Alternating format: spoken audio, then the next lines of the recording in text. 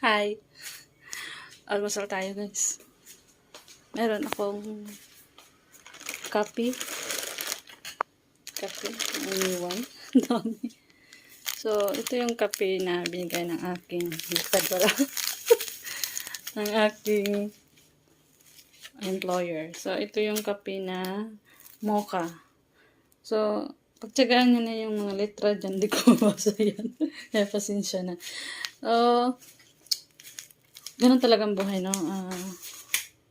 Need natin kumain din. Bakit ba? Bakit kaya tayo kumakain? Tumataba tayo pag kumakain. Mabilisan tayong tumaba kaya, no? Bakit? Dito yung, yung aking employer. Panay, timbang siya. Panay timbang. Nagluto ako kagabi ng, ulam. Sabi niya,